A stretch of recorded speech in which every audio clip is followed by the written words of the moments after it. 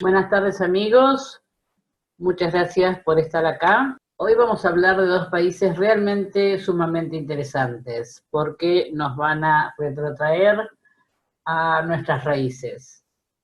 Israel es la cuna de las tres religiones monoteístas más importantes del mundo y aparte Jordania nos va a brindar bellezas tales como su tesoro, que ya lo veremos y lo están viendo allí en una foto en la parte baja, y muchas ruinas romanas, y vamos a ver cosas realmente muy interesantes.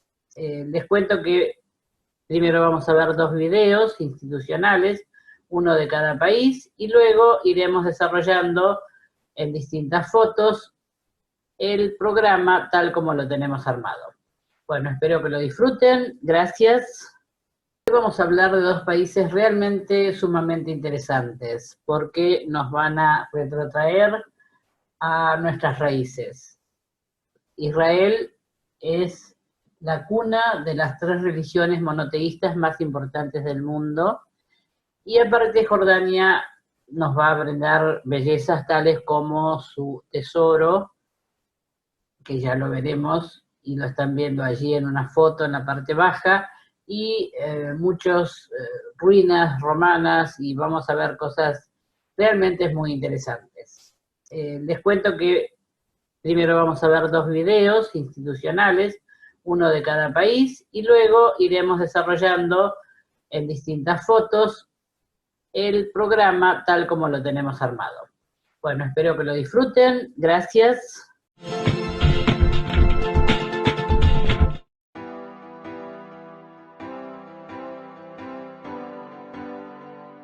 Situado en el Medio Oriente, a lo largo de la costa este del mar Mediterráneo, se encuentra el Estado de Israel.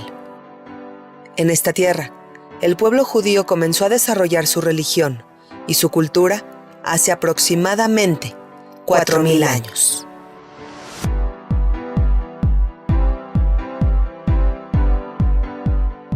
El Estado de Israel tiene una extensión total de 22.145 kilómetros cuadrados, de los cuales 21.671 corresponden a tierras y el resto a cuerpos de agua.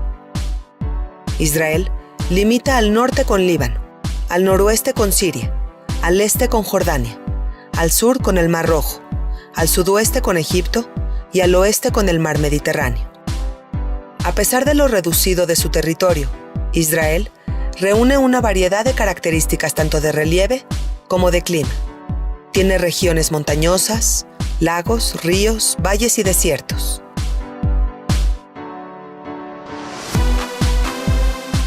La Declaración de Independencia de Israel, firmada el 14 de mayo de 1948, estipula: el Estado de Israel mantendrá una completa igualdad de derechos sociales y políticos entre todos los ciudadanos, sin diferencia de religión, raza o sexo. Garantizará la libertad de religión, conciencia, idioma, educación y cultura. Salvaguardará los santos lugares de todas las religiones y será fiel a los principios de la Carta de las Naciones Unidas.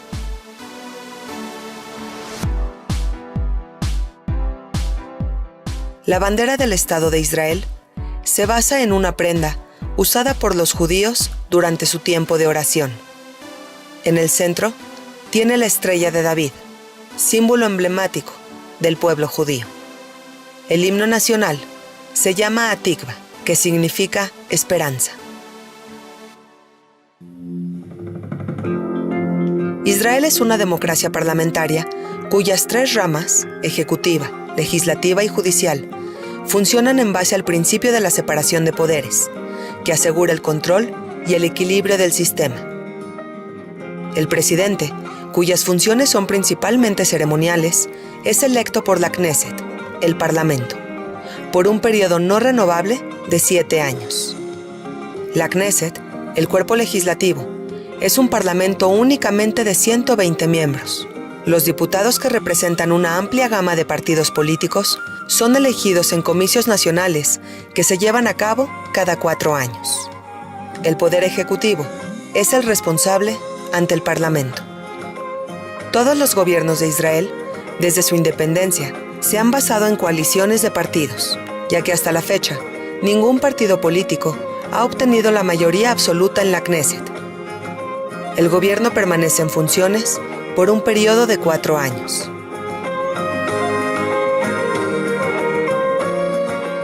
Fundado como Estado judío, Israel tiene hoy una población de 8.789.000 personas y constituye un mosaico de diferentes religiones, culturas y tradiciones sociales. La ciudadanía es determinada por nacimiento, residencia o naturalización. Desde la independencia de Israel en 1948, la población judía ha crecido de 650.000 a casi 7 millones de personas. Las comunidades no judías de Israel, principalmente árabes, suman alrededor del 24% de la población. El idioma oficial del país es el hebreo y el árabe, y todas las indicaciones públicas se encuentran en ambos idiomas. En Israel, el día oficial de descanso es el sábado, conmemorado para el pueblo judío como un día sagrado por ser Shabbat. Es así como el Estado de Israel combina contrastes que no te puedes perder: historia, modernidad y distintos tipos de fe. Israel es simplemente un país que vale la pena conocer.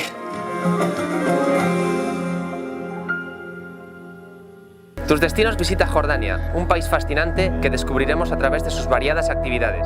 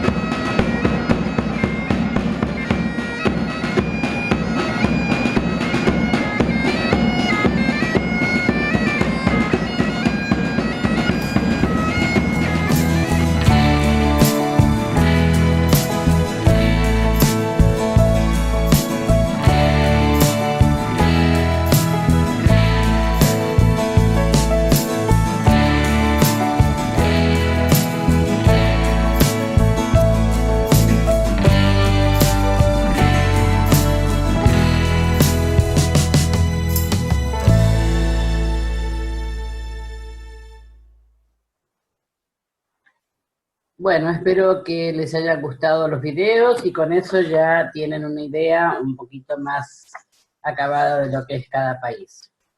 Vamos a comenzar ahora a desarrollar el programa que hacemos habitualmente. Nosotros consideramos que tenemos que incluirle a la gente todas las excursiones, porque nadie va a volver a un país solamente para hacer una excursión que no le hayamos incluido. Entonces, a pesar de que creo que ningún operador les incluye Tel Aviv, o si no les dan como opcionales Masada y Mar Muerto, nuestra forma de pensar es que debemos incluírsela, porque sabemos que a los turistas a veces les resulta hasta molesto eso de tener que estar pagando después allá, cuando saben que realmente la gente va a hacer esa excursión. Y Tel Aviv realmente es una ciudad interesante, es una ciudad nueva, entonces consideramos que vale la pena visitarla. Acá tienen ustedes un mapita donde se ubican cómo vamos a hacer nuestro recorrido. De Tel Aviv nos vamos hacia el norte, vamos a ir visitando en el camino varias cosas, ¿no? Están marcadas las ciudades más importantes nada más, hasta llegar al puerto de Haifa. Después de allí nos vamos a Galilea, donde también vamos a hacer un paseo en un barquito. De Galilea bajamos y hacemos Jerusalén, Ein Karem, Belén, y también hacemos el Mar Muerto. Y después cruzamos, el otro país que tenemos ahí al ladito es Jordania. Bueno, acá tenemos la ciudad de Tel Aviv, como les decía, es una ciudad costera, es una ciudad muy moderna, muy cosmopolita. Fíjense, esta es una de las partes más nuevas, fíjense, realmente tiene un lujo bastante interesante, y está considerada como patrimonio mundial por estas casas. Estas casas se comenzaron a construir en Alemania después de la guerra, en los años 30 más o menos, bueno, por la destrucción que había tenido allá, y el sistema se lo llamó Bauhaus. Son casas muy simples, son todas blancas y tienen solamente algunas líneas curvas. Entonces, el sistema Bauhaus o Casa de la Construcción Estatal, porque lo que se buscaba era hacer algo que tuviera un diseño y una artesanía sencilla para que la gente pudiera vivir. En Tel Aviv tenemos más o menos 4.000 de esas casas, por eso es que se da considerado como patrimonio mundial, porque es en el lugar del mundo donde más de estas casas hay. Acá tenemos una otra. Bueno, después nos vamos hacia Tel Aviv, tiene 5 barrios. Vamos a ver Jaffa, que es donde está un puerto. Fíjense, ahí tenemos todas las embarcaciones, pero esta no es justamente la que vamos a tomar. Vamos a ver otro lugar que es un pueblo, un barrio antiguo, pero muy agradable para pasear, para hacer compras, para comer, que es Neve Tzedek. Y después, por supuesto que vamos a conocer también la zona de las playas. Realmente tiene muy buenas playas, aparte es una ciudad muy moderna, con una mentalidad abierta hacia todos, hay una gran comunidad gay también alojada allí, o sea, realmente son muy abiertos para todos. Y aparte tenemos varios museos. Realmente, por lo pequeño que es Israel, nos asombra porque en todo el país tenemos alrededor de 200 museos. Vamos nosotros a ver algunos, pero obviamente no podemos hacerlos todos. Después, bueno, si ustedes, cuando les queda tiempo libre, quieren visitar alguno en especial, lo pueden hacer. Es una de las playas mediterráneas más extensas, estas las de Tel Aviv. Y en verano especialmente, obviamente, se llena de turistas y de locales que buscan aprovechar sus aguas cálidas, porque son aguas bastante cálidas como para meterse sin ningún tipo de problema. Tenemos algunas, bueno, la playa Banana, la Dolfinario, la playa Alma. Hay una que es, bueno, como les decía, gay por excelencia, que es la playa Gordon Fisherman, que es el punto de encuentro de moda en este momento. Con respecto a los museos, tenemos el Museo Bauhaus, que se abre solamente 3 veces a la semana, el Museo de la Tierra de Israel, que es un museo arqueológico, un museo de historia, un observatorio, y después, bueno, muchas cosas más, muchos pequeños museos más de artes o dedicados a ciertas personalidades. Y por la noche tiene una gran vida nocturna, así que la noche que pasemos allí podemos ir a pasear, a bailar, a donde ustedes gusten. Tienen muchos lugares muy buenos para ir a cenar. Esa noche ya nos vamos a dormir, a descansar, y al día siguiente comenzamos nuestro recorrido. El primer lugar donde vamos es a Cesarea, que vemos esta parte que es Cesarea Marítima, que fue en su momento un gran puerto. Fíjense que todavía quedan algunos restos allí, y se lo utiliza en este momento para algunas cosas, pero no tiene la importancia obviamente que tenía en ese momento. Pero lo que sí encontramos acá son magníficos recuerdos de la época romana. Fíjense este anfiteatro que está prácticamente intacto. Es decir, a veces encontramos cosas en países dominados por ellos que están en mejores condiciones que en el país original, ¿no? Bueno, el nombre de Cesarea proviene, la ciudad esta fue fundada por Herodes, pero él admiraba mucho al emperador Augusto César, por eso le puso Cesarea. Y ya le digo, tenemos allí un yacimiento arqueológico y normalmente se incluye en todas las visitas de Israel porque nos encontramos con, fíjense acá, grandes recuerdos de la época romana en muy buen estado.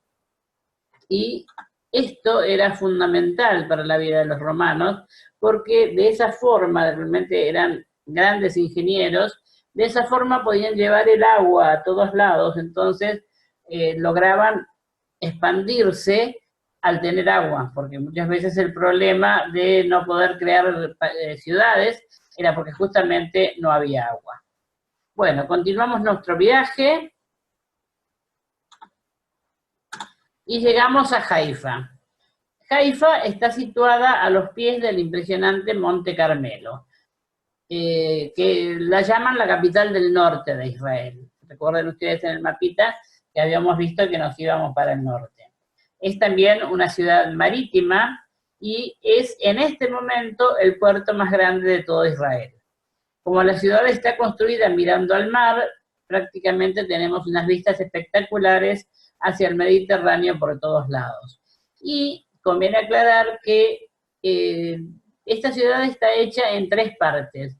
La parte baja, la parte intermedia y la parte alta, que creo que en esta foto la pueden ver perfectamente. Son 3 niveles distintos. Con el mar de un lado y el Monte Carmelo del otro, realmente los arquitectos tuvieron que ingeniárselas de esa forma. La parte más vieja, obviamente, está cerca del puerto, que está en la parte baja.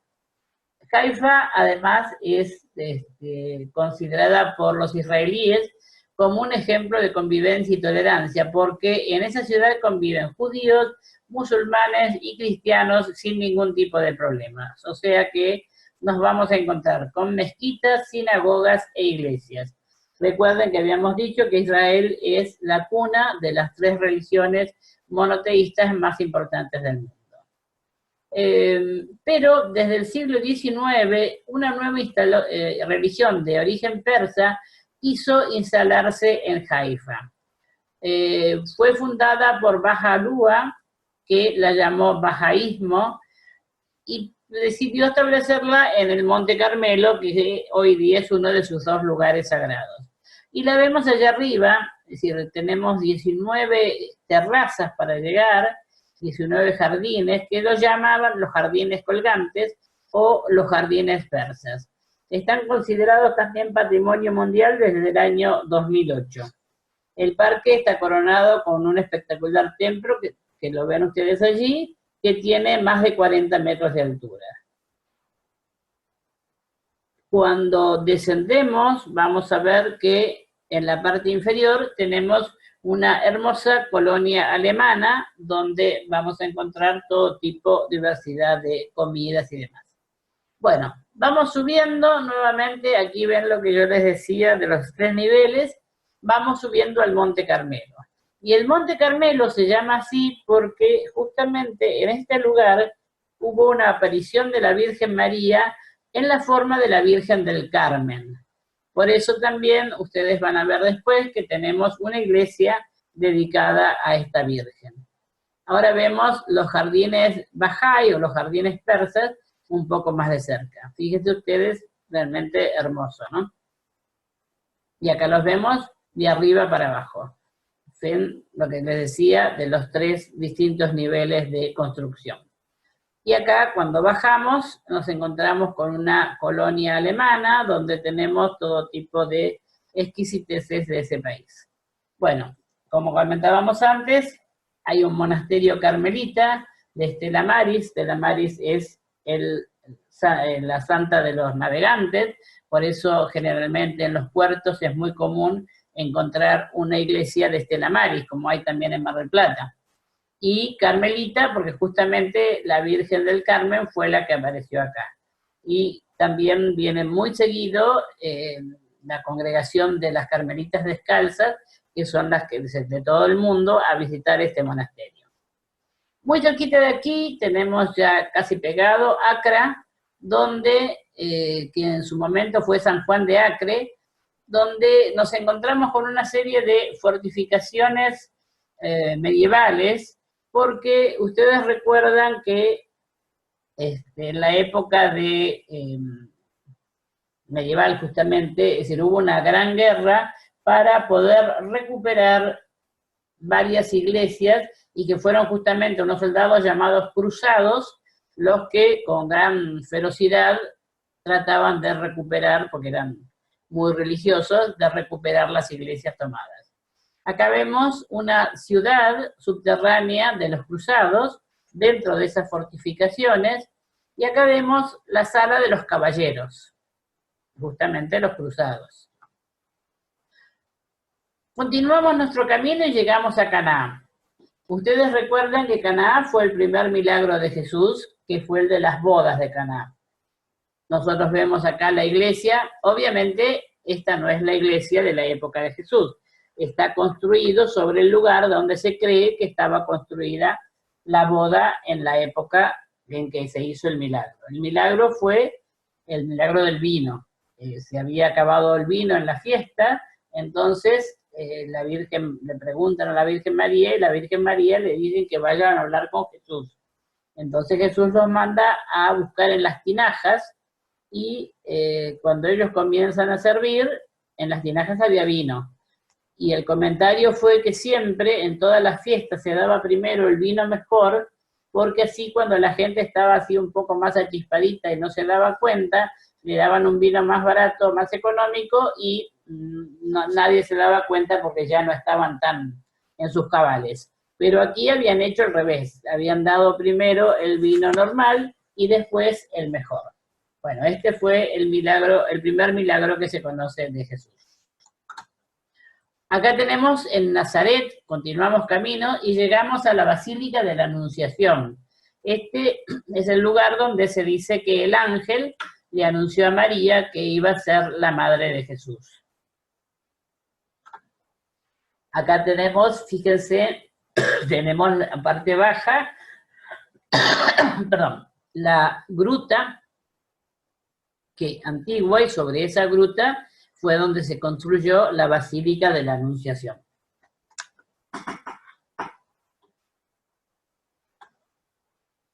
Y acá también, muy cerquita, tenemos también la cripta de la iglesia de San José, que es en el lugar donde dice que estaba la carpintería de San José. Recuerdan que el padre de Jesucristo era carpintero. Continuamos nuestro camino y llegamos a otra ciudad también costera, que se llama Tiberíades. Tiberíades fue puesto en homenaje al emperador Tiberio. Y acá es donde se produjo, no en este momento, sino más adelante, otro de los milagros de Cristo, que fue la caminata sobre las aguas. Y acá tenemos una pintura de Tintoretto, perdón, que nos muestra ese momento. Bueno, acá sí, vamos a subir a un barco, a vela, y vamos a hacer un pequeño recorrido por el mar de Galilea o mar de Tiberíades. Recordando un poco las aventuras de aquella época, ¿no? Llegamos a Cafarnaúm. Cafarnaúm es el lugar donde se crió Jesús. Y vemos allí en el mapa donde estaba la sinagoga y donde estaba la casa de Pedro, que fue su primer seguidor. Acá vemos los restos que están en bastante buen estado de lo que era la antigua sinagoga. Y aquí también los restos, bueno, ya un poco más destruidos porque era una casa de una persona muy simple, entonces no estaba en tan buen estado, la casa de San Pedro. Acá llegamos a Tarba, que es otro pueblo donde se produjo otro de los milagros, que es la multiplicación de los panes y los peces.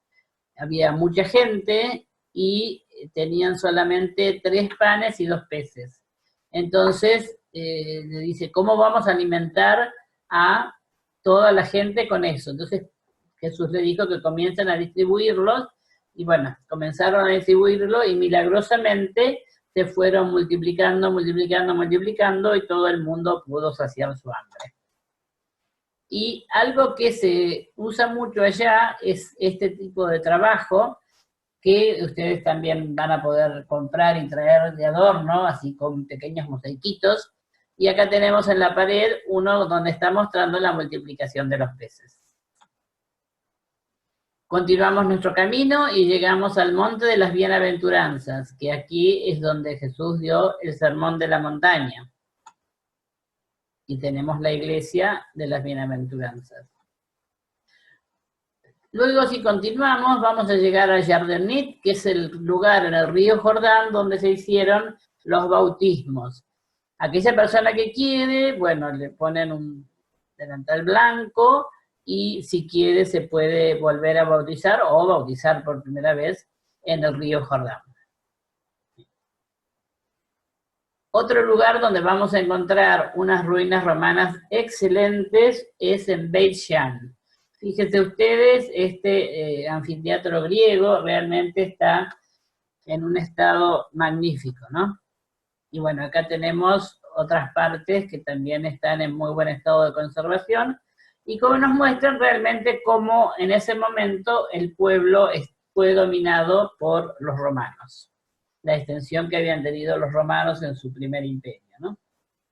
Acá tenemos una de las ciudades más antiguas del mundo, Jericó. Jericó se calcula que tiene aproximadamente 10.000 años, que es la ciudad más antigua habitada. Y acá tenemos los famosos muros de Jericó, que, bueno, llaman la atención porque en una parte de la Biblia dicen que con las trompetas se cayeron los muros, y bueno, eran un poco gruesos, entonces también es como que se produjo un milagro allí, ¿no? Acá nos encontramos con el Monte de las Tentaciones, donde Jesús estuvo ayunando y orando por 40 días y 40 noches, tentado por el diablo. En este momento, ahí en el Monte de las Tentaciones, tenemos el monasterio de San Jorge. Y llegamos, por fin, a la bella Jerusalén.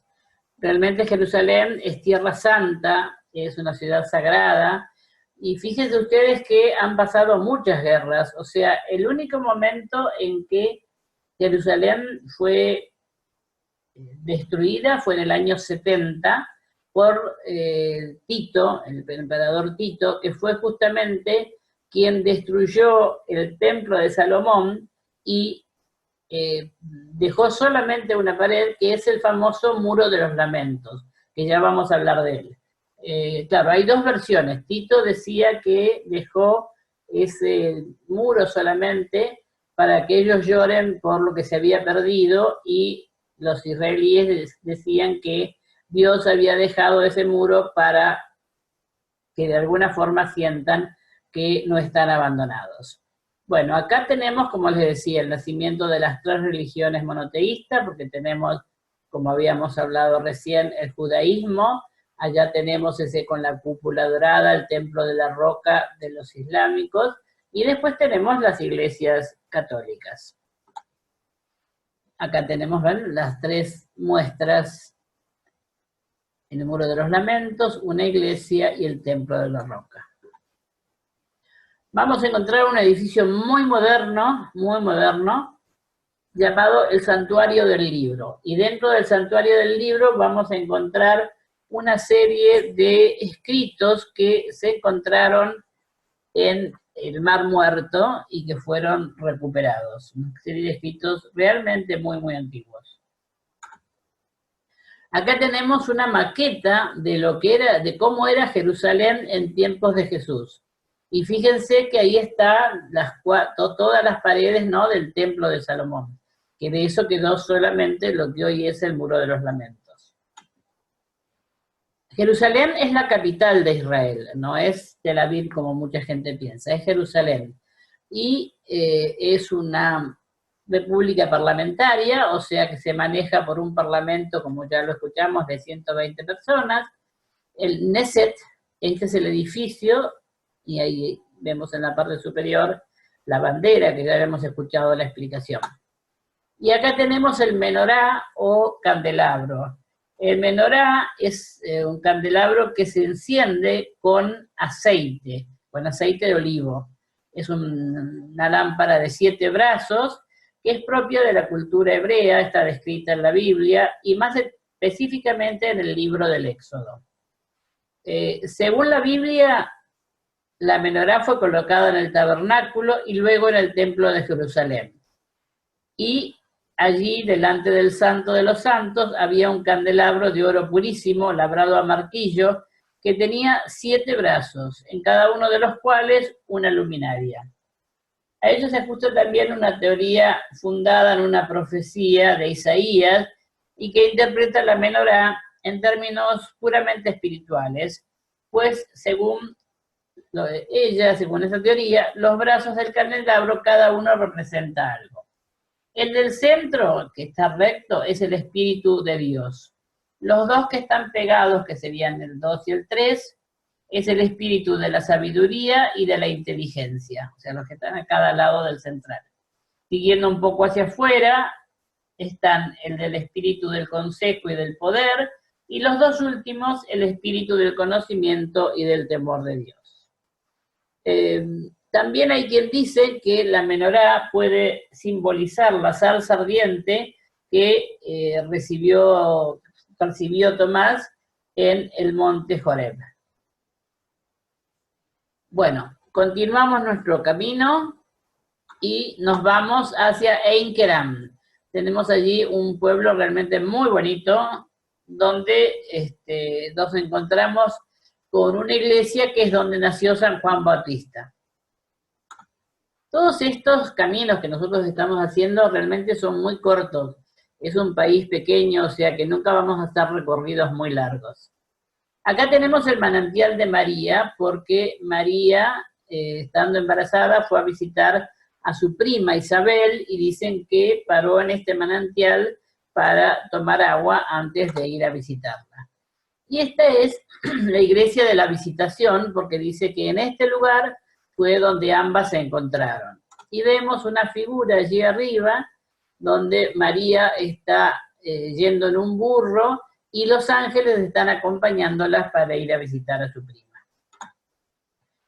Otra cosa que realmente es muy emocionante es visitar el Museo del Holocausto, pues allí realmente se encuentra uno con muchas fotos y muchas imágenes de lo que fue ese desastre realmente, y aparte hay una especie de tubo donde hay muchísimas fotos de la gente que se pudo ubicar. Por supuesto que son muchos más de los que están acá, los que fallecieron, y que están permanentemente, cada instante, diciendo el nombre y la fecha de su nacimiento, persona por persona. porque dice que ellos no quieren que se diga solamente que murieron 6 millones de judíos, sino que eran personas. Entonces las van identificando una por una. Y hay otro lugar que es para los niños, que está a oscuras. Bueno, continuamos a Belén. Belén es un sitio bastante conocido por nosotros, porque es el lugar donde se dice que nació Jesús. Acá nos encontramos con la Basílica de la Natividad. O sea, debajo de esto tenemos, esta es la entrada, fíjense ustedes qué pequeña, a la gruta donde, o sea, nosotros siempre hablamos de un portal, pero bueno, no, en realidad era una gruta, la gruta donde nació Jesús. Aquí estamos bajando a la gruta y nos encontramos con este lugar donde esa estrella marcaría exactamente el lugar donde dio a luz María. A los costados hay unos lugares, unos bancos para sentarse, que es donde dice que María descansó luego de dar a luz, y hay también unos cajones donde supuestamente los Reyes Magos dejaron sus regalos. Acá tenemos la estrella que nos marca el lugar donde llegó el Mesías. Tenemos la iglesia de Santa Catalina, que pertenece al culto ortodoxo. Y después la capilla de San Jerónimo, que San Jerónimo y San José fueron dos personas muy, muy humildes que vivieron allí, y tenemos dos pequeñas capillas que los recuerdan. Saliendo, nos acercamos, estamos en el Monte Scopus, y nos vamos a acercar para ver la ciudad vieja. Y fíjense ahí en el borde, tienen como una especie de plano, donde les va a mostrar cada edificio y cada cosa que ven, qué es lo que simboliza o qué significa. Acá tenemos el Monte de los Olivos, y tenemos, que después la vamos a ver de cerca, la Iglesia de las Naciones. El Monte de los Olivos era el lugar donde venía habitualmente a orar Jesús. Y el huerto de Getsemaní, donde oró la última vez. Como les decía, acá ya nos acercamos un poco más y vemos en el donde están los olivos, la iglesia de todas las naciones. Bueno, esto de la tumba de la Virgen realmente da mucho para discutir, porque hay quienes dicen que la tumba de la Virgen está en Turquía, otros dicen que está en la India. En realidad hay quien dice que también está en Egipto. En realidad nunca se pudo determinar exactamente cuál fue el lugar. Pero bueno, esto está considerado como la tumba de la Virgen. Y acá llegamos al Muro de los Lamentos. Esto obviamente es un día de festejo, nunca hay esta cantidad así de gente. Siempre vamos a encontrar al contrario, algo así, ¿no? Sobre todo la gente muy ortodoxa, se van a dar cuenta ustedes por el tipo de vestimenta, por ese sombrero, el sobre todo oscuro, la barba, generalmente tienen un rulito que lo dejan a los costados de la cara, y están orando y poniendo allí papelitos con sus pedidos. También acá tenemos la tumba del rey David, y después vamos a ir a ver la Vía Dolorosa. La Vía Dolorosa es el camino que hizo Cristo desde que fue juzgado, castigado, hasta que fue crucificado. Allí ustedes ven, no fue, ahora vamos a ver, realmente eran unos caminos muy estrechos, o sea, no fue un camino recto, tienen las distintas estaciones donde fue parando, cayéndose, gente que lo fue ayudando, hasta llegar a la estación número 9, que es ese punto rojo que vemos arriba, porque de la estación 10 a la 14, que son las últimas, porque la 15 es la crucifixión, están dentro de la iglesia del Santo Sepulcro. Fíjense ustedes el camino que él llevaba. También acá hay distintas versiones. Hay quien dice que llevaba la cruz, otros dicen que llevaba solamente el palo, la cruceta, y el otro, el que va en la tierra, ya estaba puesto allí, pero bueno, no son discusiones. Acá ven dos partes del camino, de la Vía Dolorosa. Siempre vamos a encontrar todos los carteles escritos en israelí y en árabe. O sea, en hebreo y en árabe. Bueno, llegamos a la iglesia del Santo Sepulcro, que es donde se supone que estaban las tres cruces, o sea, la de Cristo y la de los ladrones. Acá vemos el monte Sión.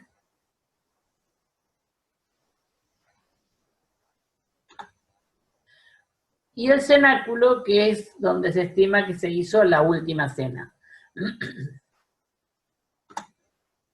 Después tenemos acá la abadía de la dormición, porque ven ustedes allí la figura, como ellos dicen que está allí el lugar, digamos, de la tumba de María. Vemos al costado una imagen, un cuadro donde estaría María muy enferma, y después la abadía de la dormición, porque es el lugar donde ella se durmió. Pero, sin embargo, está Cristo al lado con una pequeña figurita de una niña, porque, según dicen, él la venía a llevar con él hasta encontrarse con Dios. Algo que nosotros también le incluimos porque realmente vale la pena, porque cuentan toda la historia de Israel y se puede entender aún en cualquier idioma. Es un espectáculo que se da todas las noches, luz y sonido en la Torre de David. Y creemos que, como le decíamos antes, usted no va a volver solamente para ver ese espectáculo, entonces hay que verlo, vale la pena. Bueno, llegamos, esta es otra de las cosas, como les decía antes, que habitualmente se dan como excursiones opcionales, pero que nosotros consideramos que hay que conocerlo también, es Masada. Masada es el último bastión de defensa de los judíos frente a los romanos. Ellos ya habían atacado por todos lados, pero esto, como estaba en altura, es lo último que pudieron atacar. Entonces quedaban dentro unas 950 personas más o menos, y cuando vieron que ya no podían defenderse más, que ya realmente habían llegado hasta sus últimas consecuencias, decidieron matarse. Prefirieron matarse antes que entregar a sus mujeres a violaciones y a sus hijos y a ellos a la servidumbre, a la esclavitud.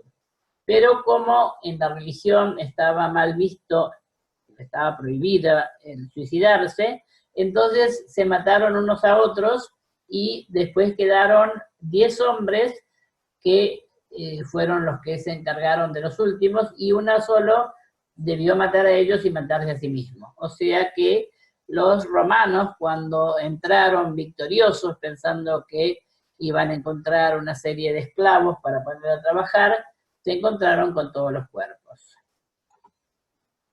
Acá, fíjense, en esto están mostrando cómo robaron el templo, están llevando la menorá y todo lo que encuentran. Bueno, después de todo eso vamos a disfrutar un poquito el Mar Muerto.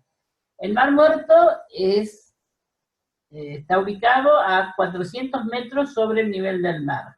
O sea que la concentración de sal que tiene es bastante intensa. Por eso, primero, bueno, no tiene peces porque no puede haber vida, pero aparte no nos podemos hundir. O sea que es el fracaso de los suicidas. Por más que quieran, no se pueden hundir porque el agua los saca, los hace emerger. Entonces realmente es un placer porque uno puede hacer la plancha, inclusive después van a ver una foto que es típica de un señor leyendo el diario, porque no pasa absolutamente nada. Y lo otro que realmente es espectacular es el barro del Mar Muerto. Es decir, ustedes pueden sacarlo del fondo, o sea, de donde ustedes están parados, o si no, pasan chicos y uno le da unas monedas, pasan con unos baldes, y entonces uno se puede embadurnar absolutamente todo. Después eso, con una ducha se sale y quedamos como niños, realmente les deja la piel fantásticamente bien. Bueno, con todo esto ya dimos nuestra vuelta completa por Israel y ahora vamos a cruzar a Jordania. lo hacemos por tierra, porque realmente son unas 5 horas más o menos desde Jerusalén hasta Petra. Acá tenemos el mapa para que ustedes vean qué es lo que vamos a visitar. Nosotros vamos a ir primero a Petra, después vamos a bajar a Wadi Rum, que es un desierto espectacular. También vamos a hacer el Mar Muerto, porque fíjense que el Mar Muerto está compartido, o sea, está mitad en Israel y mitad en Jordania, y vamos a terminar en Amán, que es la capital. Bueno, comenzamos en Madaba, donde nos encontramos con la iglesia ortodoxa de San Jorge. Fíjense ustedes las figuras típicas de las iglesias ortodoxas, con el aro de oro alrededor de la cabeza de los santos.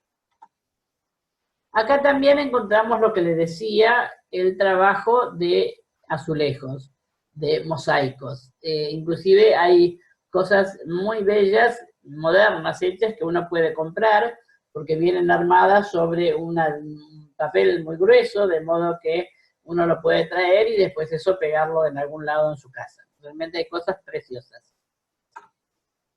Esto que vemos acá, el Monte Nebo, es el lugar donde dicen que Jesús vio por primera vez la tierra prometida. Vio la tierra del Caná, que es lo que él estaba buscando, trayendo a su pueblo esclavo desde Egipto.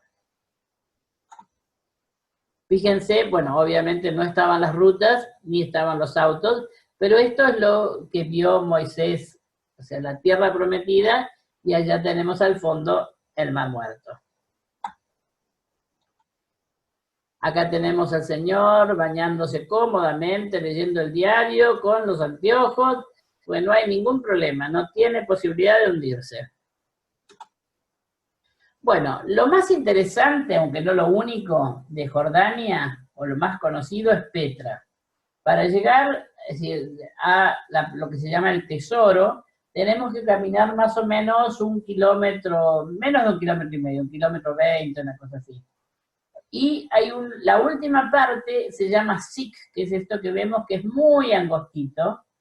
La mayoría de la gente va caminando, pero a veces, si hay gente mayor que no puede caminar, o si ya para la vuelta tienen calor y no tienen ganas de volver caminando, tenemos estos carritos con burros o con caballos que son muy simpáticos y que nos pueden traer de vuelta.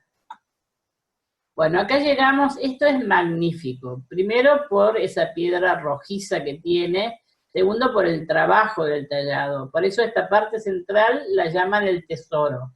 Y aparte el tesoro, porque justamente el Sik, que es ese lugar tan angostito que nosotros pasamos, hacía que permanezca oculto. Mucha gente no lo había visto porque realmente había que caminar bastante en ese lugar angostito, de lejos no se veía.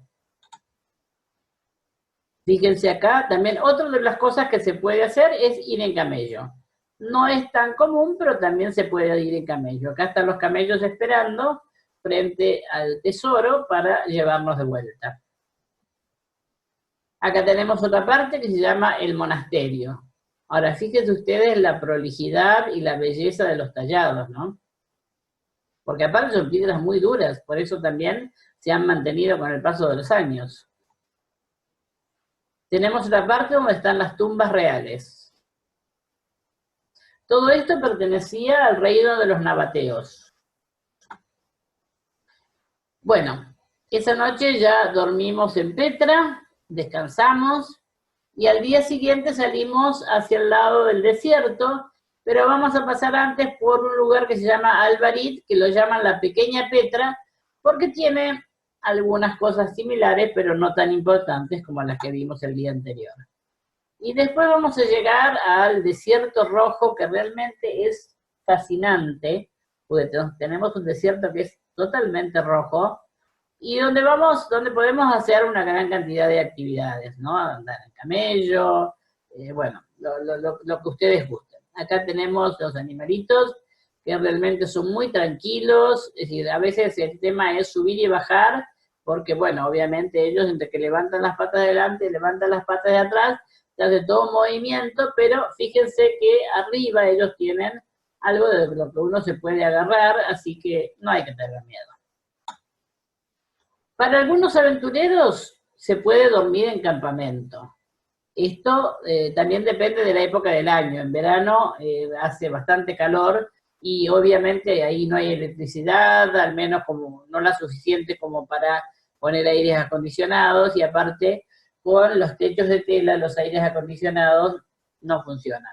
Y aparte que de noche realmente no hace falta, porque si saben que en el desierto la diferencia de temperatura entre el día y la noche es importante.